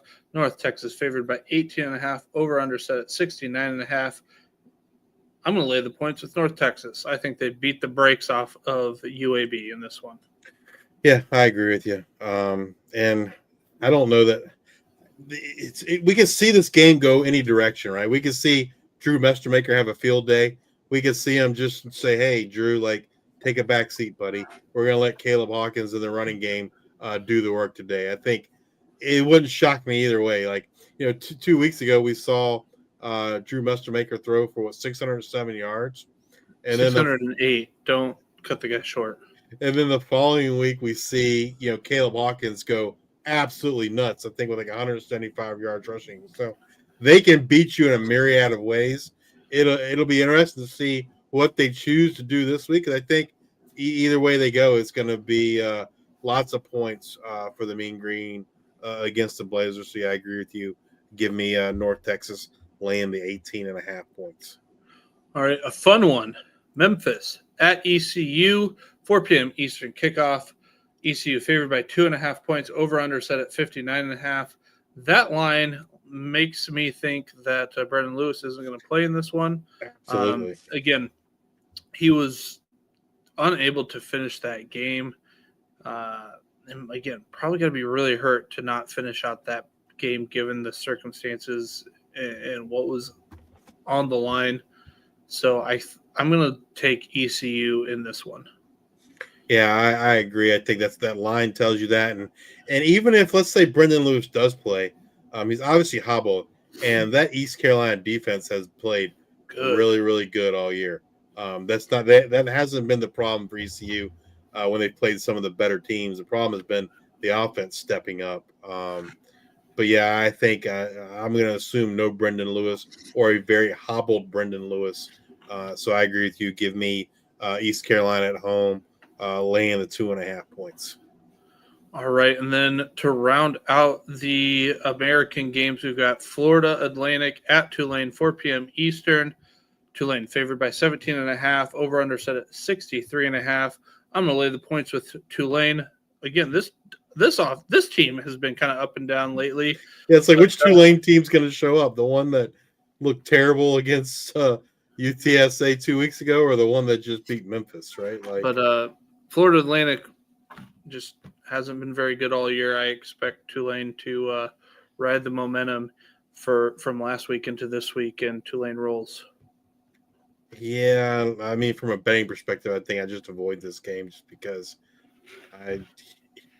It's hard to get a read on Tulane. Like 1 week, Retzlaff plays really good, like he did last week. 2 weeks ago, he looked god awful, and so obviously they're gonna kind of go as he goes. In theory, it should be a good week for him, right? The FAU defense is not very good. They do have a high-powered offense, but I think the Tulane defense can do enough to slow him down. I think Tulane wins the game, but from a betting perspective, I think I would avoid it altogether. All right, let's head over to the Sun Belt Conference. All right, Week 11 in review. We had our Thursday game, Georgia Southern at App State. This one was all Georgia Southern until about the halfway point in the third quarter. At this point, it's 22-3 Georgia Southern. Then A.J. Swan started to catch fire, and the defense started stepping up. With about 5 minutes in the third, he found tight end David Larkins for a 1-yard touchdown, but they failed the 2-point conversion, so it's 22-9. Then App State's defense forced Georgia Southern to punt. App State would score another touchdown. This time it was a 27-yard Jakari Lewis touchdown run. Now App State has cut the lead to 6, and the momentum is on their side at home. Georgia Southern would have to settle for a field goal on 4th and 2 at the App State 7. I honestly thought they were going to, might just go for it at that point. But I don't know. Things got a little tight, and they decided to kick the ball. Now, App State's down 9, and the story of the year for A.J. Swan has been his turnovers. He threw an INT on 1st and 10 at the Georgia Southern 23-yard line. Just a killer. However, App State's defense would force a 3-and-out. App State got the ball with 5:11 left, down 9. Swan would find the man of the night, Jaden Barnes, for a 16-yard touchdown. Barnes had 13 receptions on 19 targets for 160 yards and 1 touchdown. What struck me as odd was that App State had all of their timeouts. They're going to kick off to Georgia Southern. They're down 2. They decide to go for an onside kick. Like, their defense has been stepping up. Honestly, like, how App State was playing in that moment, you could have gone 99 yards in 59 seconds. Like, that wouldn't have surprised me. But they go for an onside kick, and it was a good onside kick. But Georgia Southern recovered it. It was right up the middle. Georgia Southern guy hit it with, I think, his right hand, kind of popped up. Another guy grabbed it, but like, it was a good onside kick. Good try. But I just thought they were going to kick it deep. Defense playing well. They would have good field possession. However, with Barnes and Swan, they're just connecting. I figured they could have scored a touchdown within seconds. Like I said, go 99 yards in 59 seconds would not have surprised me. Which is, again, why I was kind of puzzling for the onside kick. But Georgia Southern was able to get some first downs on the ground. They would run the ball 7 straight times to end the game. Georgia Southern escapes with a 25-23 win. It's interesting, like Jaden Barnes. I think you can look at Jaden Barnes' stats, and you can tell who the quarterback is. Like AJ Swan in. If AJ Swan's in, Jaden Barnes is having a great day. If it's JJ Cole, Jaden Barnes is non-existent. Yeah, it's Dozier. Yeah, I think the one consistency is the tight end. Now, it ended up being Larkins. I thought it would be Hamlet. Hamlet was the guy that come in for Isaiah Cummings, who's out for the year at the ODU game. Hamlet was the one that had the big day after Cummings went out against ODU. I assumed it was him, but it was Larkins this week against the Eagles. But yeah. I mean, I think both quarterbacks have had turnover issues. JJ Cole had quite a few against Old Dominion, which got him benched, and AJ Swan came in and looked good in his. I think he led him to two touchdowns against Old Dominion, but he has his own turnover issues. All right, let's move into our Saturday games. James Madison at Marshall. James Madison looked good in the first half. They were rolling. It's 21-12. Marshall kicker, Lorcan Quinn. Boy, this boy has a leg. He had a 49 and 52-yard field goal in the first half. I mean, dude could probably be good for 60, maybe even 65. He absolute cannon of a leg. Lorcan, another guy we talked about in our Worker Bee series with the Thundercats when we previewed the herd. They were excited to get Lorcan Quinn there in Huntington. All right. In the second half, the Dukes offense struggled a bit as their only real highlight was their one play, 80-yard drive that saw a connection between Barnett and Jalen Sanchez. Honestly, thought at a point in the game, I think it was about 7:47 left in the third, you thought that JMU's up 28-12. I just thought that would be it. Like, JMU's going to roll in this one. However, Marshall would respond with a touchdown. Then the Thundering Herd would force a takeaway and then turn that into 3 points. So now all of a sudden it's 28-23. JMU with 10 minutes left in the fourth. Marshall would force a 3-and-out, but do nothing on offense. The defense would force another 3-and-out. And then the key point in this game came down to 4th and 2 from the JMU 45. Antoine Roberts would get stuffed. Then JMU would score quick on a 49-yard pass from Barnett to Wayne Knight. JMU goes up 35-23 with 2:16 left, and that would be the final. JMU wins.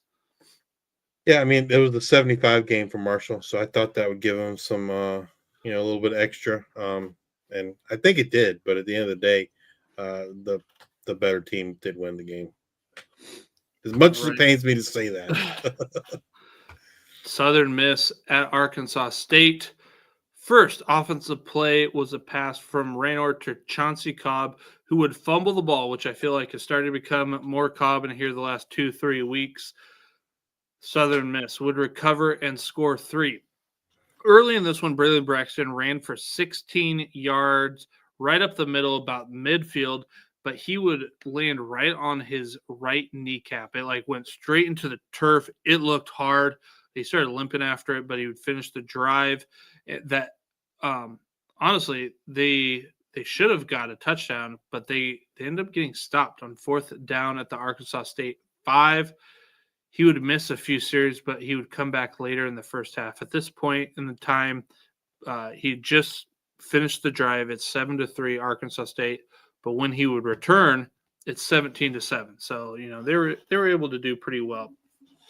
Let's move on to the fourth quarter. It's 27-14 Southern Miss. Arkansas State would get the ball with 5:34 left. They were able to punch it in on a Raynard pass, and the Red Wolves are now down 6, 27-21, with 5:13 left. They would get their chance as they would get the ball with 1:09 left, march it down the field on 2nd and 10 from the Southern Miss 13 with 4 seconds left. Raynor would throw an INT. Southern Miss escapes. Raynor threw 4 interceptions in this one. Something that happened way back, I think it was in the first quarter, could have been in the second quarter. It was just a weird play. So Arkansas State punts it to Southern Miss. Southern Miss calls for a fair catch, and he's standing at the 2, and he touches it. That bounces into the end zone, and Arkansas State recovers it. So everyone in the stadium, everyone on the defense are they're signaling for a safety because it touched the guy's hand. And that's what I thought. I'm like, you muffed the punt. Right. They looked at it for a while. Yeah, they looked at it. It's end up called a touchback because he never had possession of it, which I still don't get. Maybe I don't know, but I don't know. I live in Iowa. I was there. There was a punt. There was a fair catch that wasn't called a fair catch. And they fumbled. I don't know. I thought it was a safety, but I don't know. Just me. It was a weird play. Anyways, That's what it got called because he didn't possess the ball, and then, or that's what it was. So Arkansas State didn't recover it in the end zone. Southern Miss recovered it in the end zone. So because they called for a fair catch, but they didn't actually possess it in the field of play, their possession came in the end zone, and that's where they were touched. It came out as a touchback. So weird play. All right, Georgia State at Coastal Carolina. This Coastal team is a brand new team since Samari Collier has taken over. If they were to play ODU at this point, I don't think it's 44-7, whatever that game was. Yeah. I think that would be a whole different game. First offensive possession, he took it 85 yards to the house. The first quarter was exciting as each team would score twice. After the first half, it was 23-14 in favor of Coastal. Third quarter was all Coastal, but what sealed the game was a Collier to Camario English, who I think maybe was a UNC commit at one point. I think maybe he even went there. It was a 3-yard touchdown pass, put Coastal up 33-14 with 1:43 left in the third. Georgia State only had 2 first downs in the corner. They just did not move the ball very well. Coastal would end up winning this one 40-27. But the wild thing I want to point out, and it happened in the fourth, is Georgia State not only recovered 1 onside kick, but 2 in back-to-back tries. Georgia State scored on a touchdown to make it 40-20, then an onside, and then a touchdown to make it 40-27, then an onside. They got the turnover on downs. Had they scored a touchdown and made that one 40-34, that really would have made things crazy. Like onside kicks, you just don't see them and happen in back-to-back tries. That was pretty impressive. And multiple. If they had scored, it would have been multiples. Yeah. All right. Texas State at Louisiana. This was a back and forth in the first, but the second quarter Louisiana. The second quarter was Louisiana's momentum as Louisiana would take 14-7 lead on a 27-yard passing touchdown from Lunch Winfield to Caden Jensen. Then it was Jackson on Jackson crime as Brad Jackson would be intercepted by Cody Jackson. Louisiana would turn that into 7 points, and then Texas State on the next Texas State drive would end in a sack fumble recovered by Louisiana. They would go to turn that into 7 more points. Each team would tack on another touchdown prior to the half, and it's 35-17 Louisiana. There were only 3 points scored in the third quarter. It's now 35-20 in favor of Louisiana. Then the fourth quarter it got fun. Each team would score a touchdown as it's 42-26 with about 12 minutes to go in the game. Lunch would be intercepted. Brad Jackson would find Bo Sparks immediately for a 38-yard touchdown within 19 seconds. They would not get the 2-point conversion, so it was a 10-point deficit. Louisiana would go 3 and out. Texas State was able to score again to make it 42-39 with 3:12 left in the game. On 3rd and 13, Sampson would gain 19. Then 3 straight Texas State penalties would give Louisiana a free 25 yards. Then on 4th and 2 from the Texas State 31, Lunch keeps it, runs for 7. Louisiana holds on for a 42-39 win. Things got chippy at the end as Texas State would have an unnecessary roughness penalty on that Lunch Winfield 2-yard loss. Then there's the brawl that we talked about at the beginning that happened and all those suspensions that came thereafter. Sunbelt Conference Bowl eligibility. We've got ODU, Southern Miss, Troy, JMU, and our new team to add this week, Coastal Carolina. Chance up. Week 12 preview. Thursday game. Justice will be at the game. Troy at Old Dominion, 7:30 p.m. Eastern. ODU favored by 11.5. Over/under set at 53.5. I'm not touching it. We got a quarterback controversy here for Troy. I don't know what that's going to look like. I'll just watch the game. Give me ODU laying the points. It's a Thursday night game, national TV, ESPN. ESPN Sports Center is going to be broadcasting live from Old Dominion 2 to 3 p.m. that day. I plan on being there with a sign or two. So if you're watching ESPN, look out. I plan on having a G5 Hive sign. We'll see if I can make it up on Sports Center. ODU plays well on Thursday nights, man. ODU plays well after a bye week under Ricky Ronnie. I think ODU. I mean, we saw it last year. the best game ODU played all last season. Georgia was the Southern. Same thing, a Thursday night game, prime time ESPN against Georgia Southern. I mean, they absolutely destroyed Georgia Southern. I think if they can not have so many turnovers, they can not turn the ball over. I think ODU can have something similar. But they've had a propensity to turn the ball over this year, and it kind of keeps games closer than they should. Drone show at halftime. It's Military Appreciation Week. Ricky Ronnie, they just released a video that was recorded from back in August, where Ricky Ronnie got to fly in a fighter jet. I think the crowd's gonna be electric. It's gonna be a fun time, fun game. I think Colton Joseph, Trey Brown, Ja'Cory Thomas, Naeem Gladding. One thing to know about Troy is their slot corner is not very good, and they give up a lot of points to the slot wide receiver. So I'm expecting a huge game from Naeem Abdul-Rahim Gladding. He's the slot receiver for ODU. I think Colton Joseph can have a big game on the ground as well. We saw what Lunch Winfield did against Troy a couple weeks ago, and I think Colton's a better runner than Lunch, and obviously a better passer too. So you got that threat of the passing game. I look for ODU to have a big game and a big win against Troy. We don't know they're going to start Goose or Tucker. They say they're both going to play.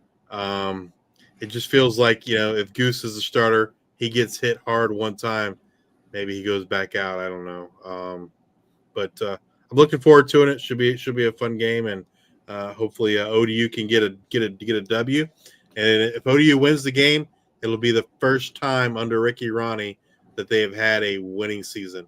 That'll get him to 7 wins. So let's hope ODU can pull it off.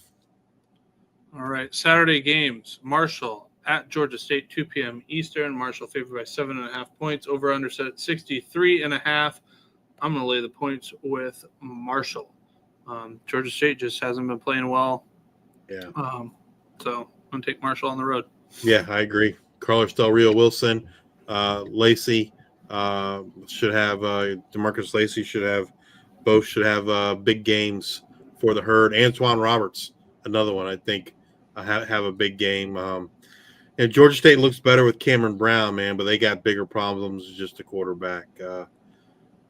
I don't think Del McGee gets fired after 2 years, but man, you got to think he starts next year on the hot seat. All right. App State at number 24, James Madison, 3:30 p.m. Eastern. JMU favored by 21.5. Over under set at 53.5. I think I'm going to lay the points with JMU. I'm going to assume AJ Swan's going to start. I'm going to assume AJ Swan's going to throw 2 interceptions. Just going to be hard to win on the road against this defense. They're playing pretty well. Give me JMU laying it with the points. Give me App State in the points. It sounds crazy. But App State always plays JMU tough. A couple years ago, JMU's first year in the FBS, very similar situation to this year. JMU was ranked. They were talking about, hey, should we be able to play in the playoffs? Should we play in the playoffs? Should we be in the Sun Belt Championship game? Not the playoffs, but it was we need to be bowl eligible. The New Year's Six bowl game is what it was back then. They were writing letters to senators, and the Virginia senators were writing letters, and all this stuff, all this hype about JMU. And guess who came to town? An App State team that wasn't very good, but they pulled off the upset in Harrisonburg. So yeah, I don't think App State wins the game, but I do think they cover the spread. So you just said something there at the beginning. You said, it might be crazy. I don't think so. I'm the one who took Sam Houston and the points. So I think I could be the clinically crazy. I mean, like to the average fan, it's gonna seem crazy, right? But App State, man, like I said, they have some history with JMU, and again, this situation reminds me of 2 years ago, kind of the same thing. App State, JMU's ranked, getting a lot of hype, and App State came to town 2 years ago and beat James Madison. I don't think they beat them this year, but I do think they cover that spread. Sorry, excuse me. South Alabama at UL Monroe, 30 p.m. Eastern. South Alabama favored by 4.5. Over under set at 51.5. I think I'm going to take the over 51.5. South Alabama scores pretty regularly, but you also don't know what kind of Davenport's going to show up in the game. But South Alabama's defense, hopefully they spent the bye week practicing form tackling because that defense hasn't been good. I think UL Monroe can break a couple in this one. So I'm going to take the over 51.5. I'm going to take South Alabama and lay the points. ULM is not good. They don't have much of a passing game at all or a threat of a passing game. So I think South Alabama rolls in this game. Texas State at Southern Miss, 3:30 p.m. Eastern. Tough game to lose any kind of players in a brawl.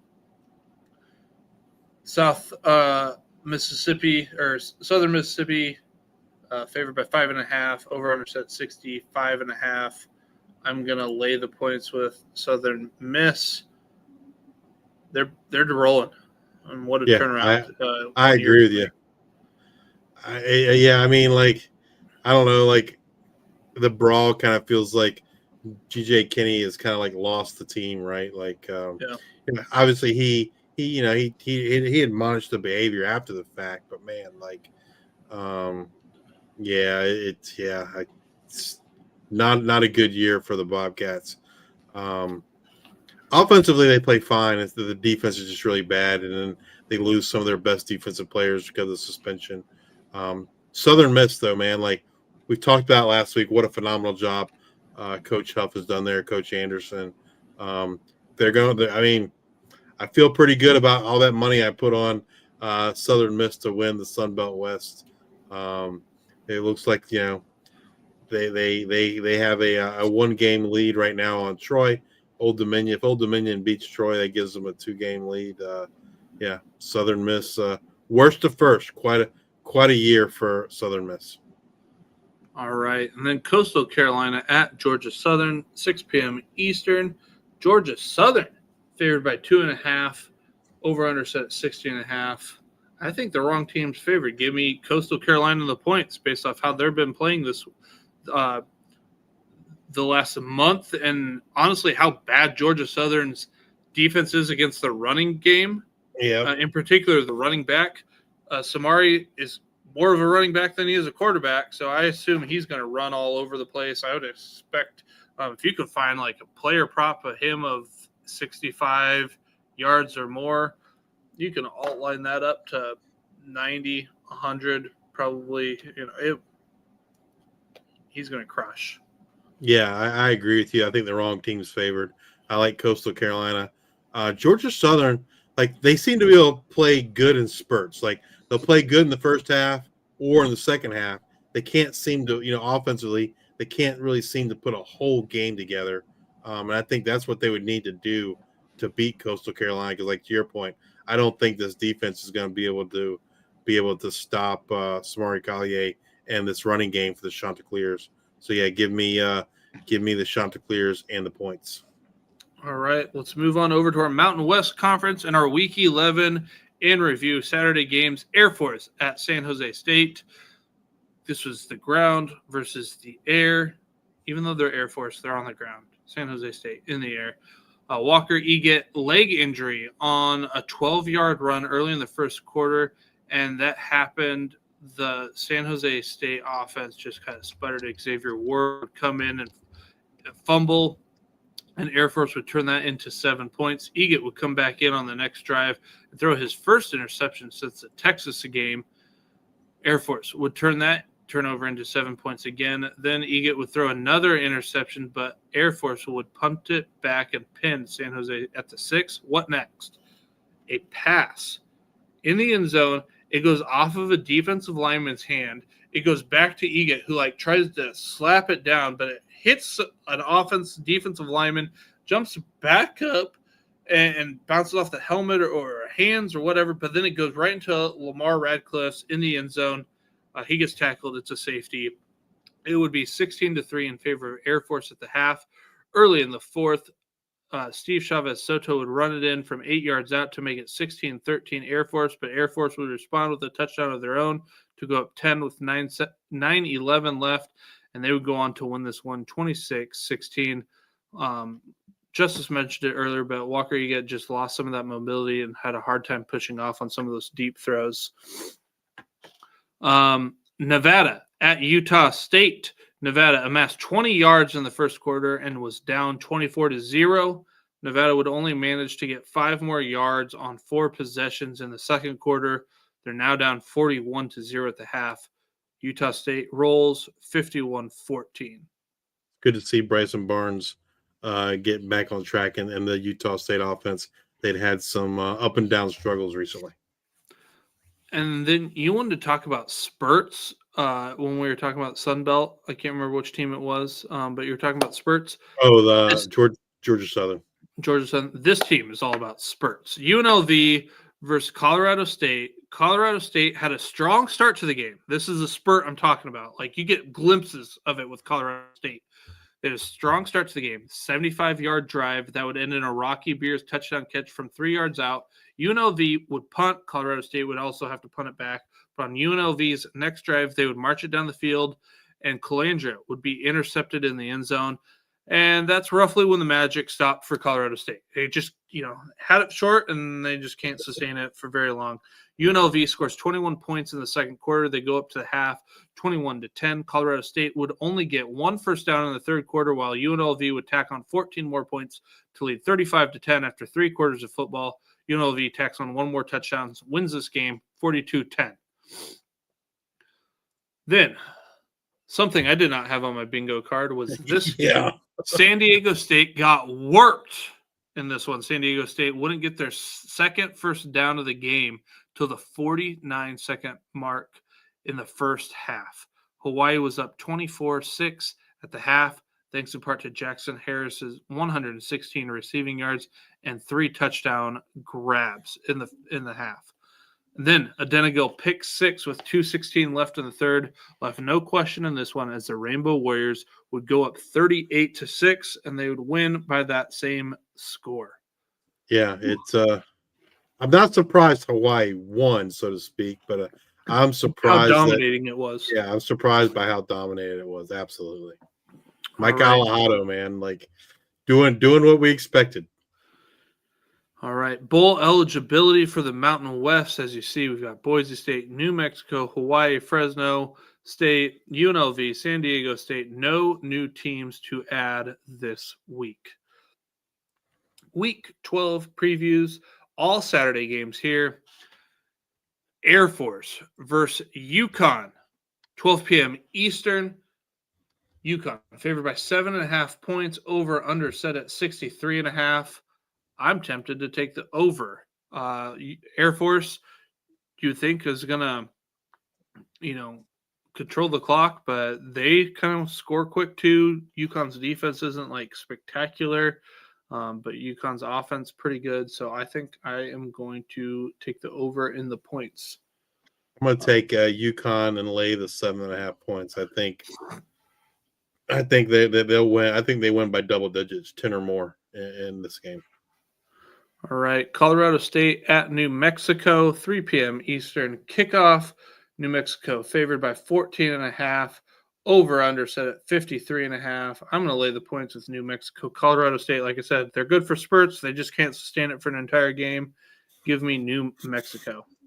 Yeah, I agree with you. New Mexico, fighting to potentially maybe get into that Mountain West Conference Championship game.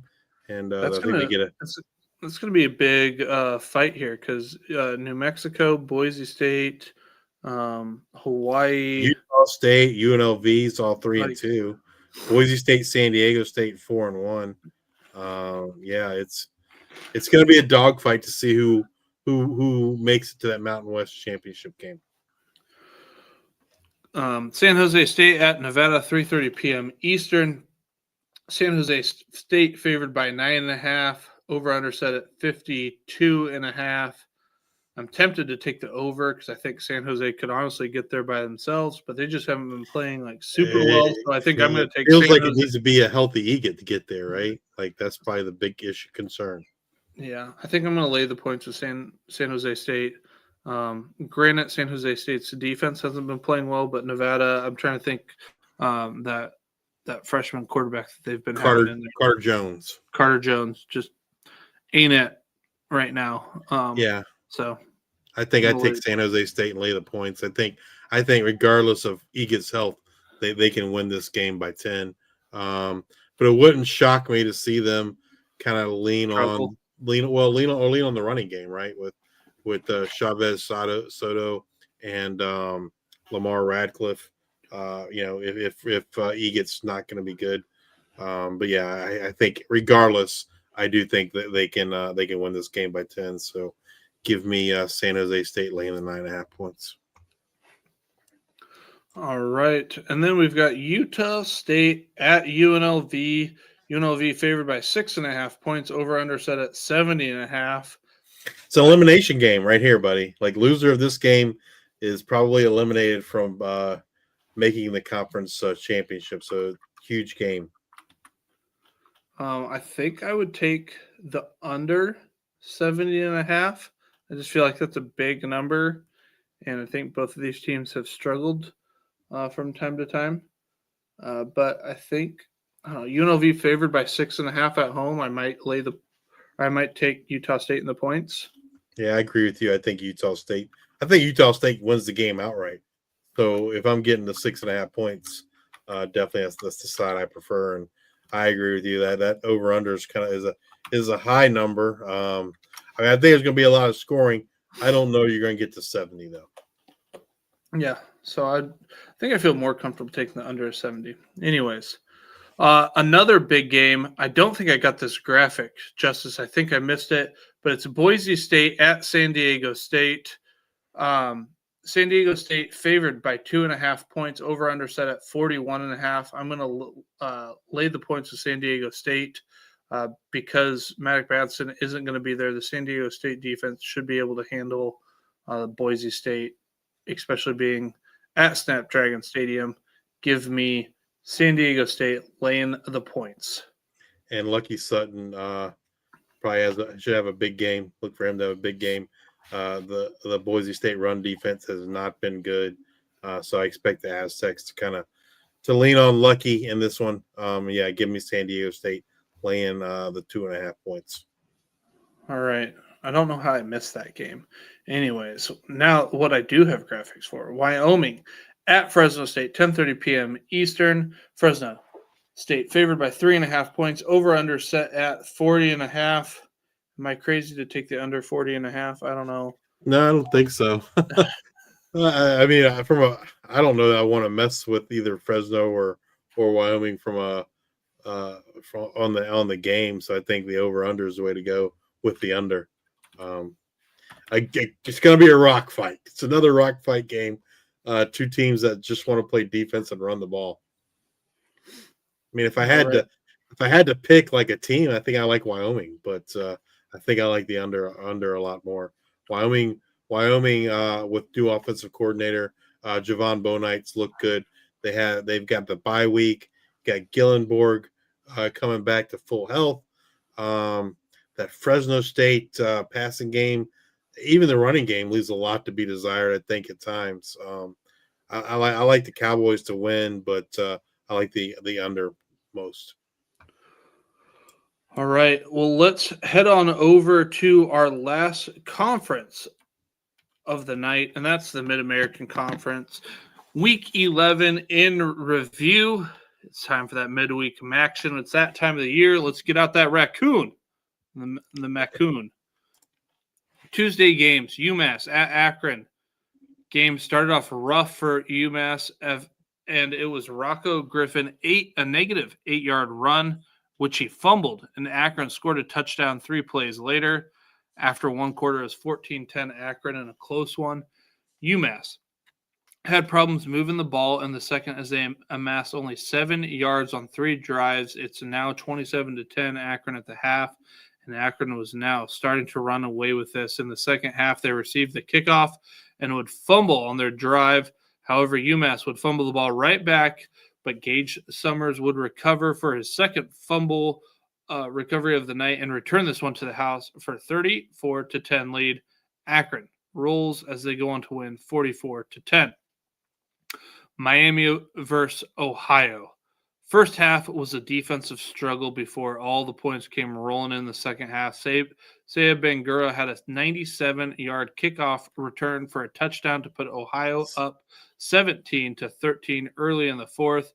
It felt like Miami was trying to get some momentum back because they would go for it on 4th and 9 at Ohio's 27, and Finn found Cam Perry for a 27-yard touchdown to go up 20-17. But then it kind of felt weird that they would not go for 3 with 9:29 left in the game. Turned out to work, but I was scratching my head at this. Anyways, with 2:29 left in the game, Parker Navarro found Rodney Harris II for a 49-yard touchdown to put them up 24-20. 2 plays later, Finn would be intercepted as it looked like there was some miscommunication on the route. The running back cut it up. Finn thought it would be kind of more in the flat. Ohio escapes. Turnovers continue to be the story of the season for Ohio. Navarro had an interception and lost a fumble in this one. Chase Hendricks was held in checks, but the Red Hawks had no answer for Saya Bangura. He had 102 and 1 on the ground, and then that 97-yard kickoff return for a touchdown. I will say Chase Hendricks had a pretty sweet catch over the middle, kind of like stole the ball from a defender. This was Miami's first regular season loss in its last 12 MAC games. Ohio's now 22-1 all-time at the Frank. Wednesday games. Kent State versus Ball State. I'm going to jump right to the fourth quarter. It's 13-10 Kent State. Kent State has the ball at the Ball State 41, and it's 4th and 1 with 3:54 left to go in the game. Now, instead of punting the ball and pinning Ball State back, Kent State, up by 3, goes for it. I get trusting your players, put the ball, go win the game. But your defense has been playing well all night. Anyways, on a Wildcat formation, Jordan Newman gets stopped on a -4 yard play, and Ball State takes over. I mean, the snap wasn't great by any means. It was I think it was off to the left and low, but I didn't like the call. Kelly would find Cameron Anthony for a 29-yard touchdown pass, and they go up 17-13 with 1:53 left. And that's all she wrote. Ball State wins this one 17-13 on a gift from Kent State. That is now Kent State's second MAC loss after leading at the 2-minute mark in the fourth quarter. It was this one and then the Buffalo one earlier in the season. Ball State was outgained by 63 yards, but never turned it over or turnover on downs, while also committing just 4 penalties on the night. Ball State has more wins than they did in 2024 under their first-year head coach, Mike Rasimovich. Yeah, it's I don't know. Like I said, I think last year I predicted the last week I predicted a Kent State win, and like I said, they kind of gave it away there. At the end. They gave it. It was bad. It was bad. All right, Northern Illinois versus Toledo. Travion Rudolph versus his old team, and he returns the opening kickoff, 96 yards for a touchdown. I mean, could you have written anything better? Gleason told Justice he is tired of his slander and was 25 of 31 for 309 and 2 touchdowns while also running one in. Chip Trainum made his return. He had 11 rushes for 36 yards and 1 touchdown on the ground while also adding 52 yards on 6 receptions. Toledo controlled this game from the opening kickoff as they won this one 42-3. Yeah, it was an ugly game. No, not much to add. Saturday games, Bowling Green at Eastern Michigan. Bowling Green leaned on running back Austin Denny, who ran 21 times for 113 yards and 2 touchdowns. Eastern Michigan leaned on Dante McMillan, who ran for 100 yards and a touchdown. Noah Kim threw for 210 yards and a score. The touchdown toss came towards the end of the third to put the Eagles up 17-14. I mentioned McMillan had a touchdown on the ground. That would happen with 10:18 left in the fourth to extend Eastern Michigan's lead to 10. Bowling Green would respond with a touchdown of their own to cut the lead to 3 with just under 5 to go. Noah Kim would connect twice with Nick Devereaux on a 3rd and long. Their position, one was for 15 yards on a 3rd and 7. The other was for 28 yards on a 3rd and 12. Those plays, plus Dante McMillan running the ball, ate up 3 minutes and 46 seconds and ended with a field goal to put Eastern Michigan up 6 with 1:01 left. Defensive lineman Ron Harden would seal the game with a game-ending sack, and Eastern Michigan holds on for a 27-21 win. Gotta wonder at this point, do you think they save? I mean, their record's not good, but like, what are they going to do with Chris Creighton? They going to let him go, or yeah. All right. MAC bowl eligibility. We've got one. And that's the Ohio Bobcats. Now we're going to get into our Week 12 previews, and this is going to be the battle for teams to become bowl eligible. Like, that's what this week is in the MAC. We've got Tuesday games. Kent State versus Akron, 7:30 p.m. Eastern. Akron favored by 5.5 points. Over under set at 46.5. I think I'm just going to stay away from this one. Sorry, I'm laughing at some of the comments we just got on YouTube. I don't. It's almost like we're getting punked or something. But yeah, I don't know. Anyway, back to Kent State at Akron. Give me. I like Kent State, man. Give me Kent State. I think they get out of their own way and get the win against the Zips this week. But yeah, phenomenal job there by Mark Carney. I think he adds another win for the Golden Flashes this year in a season that's kind of weird for Kent State, but he's getting the job done. All right, and then we've got Ohio at Western Michigan, 8 p.m. Eastern. Western Michigan looking to become bowl eligible in this one. Western Michigan favored by 1.5 points, over under set at 46.5. I'm tempted to lay the points with Western Michigan. It's at home. Ohio's been throwing interceptions, fumbles. They haven't been playing well. I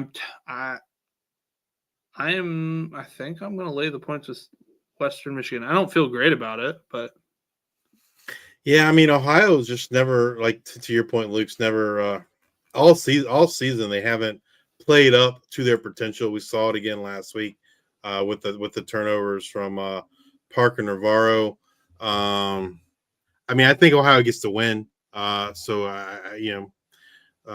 Western Michigan being favored by the 1.5 kind of does surprise me a little bit. It is at home, but yeah, give me the Bobcats. I just think they have too much talent with Parker, Sabangura, and Chase Hendricks. I think they win this game outright. That spread's a little puzzling to me, but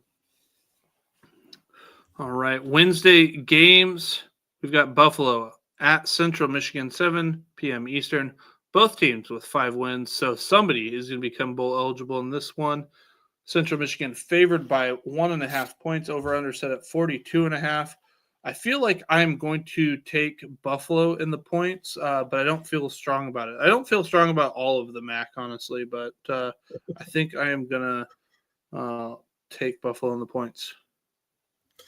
yeah, I think I agree with you. Can they get Al J. Henderson on track? Central Michigan, no Flores. I think that hurts their offense. Taquan Roberson, Aljay Henderson, Victor Snow. Nick McMillan's been playing really well the last few weeks. You got Red Murdoch and Deion Crawford, the two linebackers for the Bulls. I think they'll have a big game. And the tackle department, right? Central Michigan likes to run the ball a lot. I think if I had to pick something, I think I'm going to take the under in this game, the under 42.5. All right. And then Northern Illinois at UMass, 7 p.m. Eastern. Northern Illinois favored by 10.5, over under set at 42.5. I feel like I would just take the under 42.5 because I feel like Northern Illinois will have to do all of that. Yeah, this is an ugly game, man. This is going to be a real ugly game. Northern Illinois offensively doesn't look good. They can run the ball, can't pass it. UMass hasn't looked good in general at all. No wins. They are the only winless team left in the G5. I think I take the under, but this is going to be probably the ugliest game of the week, and not anything that I want to spend my time watching. All right, Toledo at Miami, 7 p.m. Eastern, both teams with 5 wins. So, again, another team will become bowl eligible here. Toledo favored by 3.5 on the road, 44.5 point over under. I'm going to stay clear of this one. What Toledo team do you get? Which Tucker Gleason do you get is really, really more of the question versus which Toledo team do you get. He had a good game last week, so he's probably due for a bad one this week. But getting Chip Trayanum's back is huge for the Rockets. I think I'll lay the points with Toledo, but I don't feel great about it. Yeah, I mean, Toledo, to have a shot at the MAC championship game, this is a must-win game for Toledo. I don't know. It's an avoid for me because of Tucker Gleason. I just can't, in good faith. I think Toledo's a better team, but Tucker Gleason just, sorry, got to continue the Tucker Gleason slander. He's not a good quarterback. He's so inconsistent. I can't in good conscience put any money on Toledo with him at QB. All right. And then Saturday game, Eastern Michigan versus Ball State, 12 p.m. Eastern. Eastern Michigan favored by 2.5, over under set at 50.5. I'm going to lay the points with Eastern Michigan on the road. They're going to sling the ball around, and I anticipate Dante McMillan will help them eat up some time. I think Eastern Michigan, like I said, lays the points there with 2.5. Yeah, I feel like of all the MAC games, this one feels like the slam dunk from a betting perspective. Eastern Michigan laying the points there, the 2.5 points against Ball State. Ball State's not good. Should have lost to Kent State this week. I think we saw Eastern Michigan just beat Bowling Green. Eastern Michigan is a better team. They got the better offense. They can beat you with running the ball, or they can beat you with Noah Kim throwing it. I look for Eastern Michigan to roll in this one, and to me, it's a easy take Eastern Michigan laying the 2.5 points, get them to 4 wins on the year and 3-4 in the MAC. All right, we did it. The marathon, it's over. Yep. Got a little weird at the end by the comments, but yeah, I was like, if you want some entertainment, go read the YouTube comments. I'll just leave it at that. Interesting. If you're looking for the 2020 guys, the 2020 players, offense will be tweeted out at this point later today for me anyway. Tuesday, offense Tuesday, defense on Wednesday. We will cover the 2020 again, probably the end of the season. That's going to do it. So if you're watching us on YouTube, please hit that like and subscribe button. On X, give us a follow. If you're listening on Amazon Music, Apple Podcasts, or Spotify, please subscribe and leave those 5-star ratings and reviews. We're so grateful for the immense amount of support that we have received over the course of this year with the website and everything that we do. We thank each and every one of you. Be sure to join us next week as we discuss what happened in Week 12. We look forward to what is coming in Week 13. And as always, bring you up to date on all the latest news and happenings in the world of G5 college football. Till the next time, we are the G5 Hive.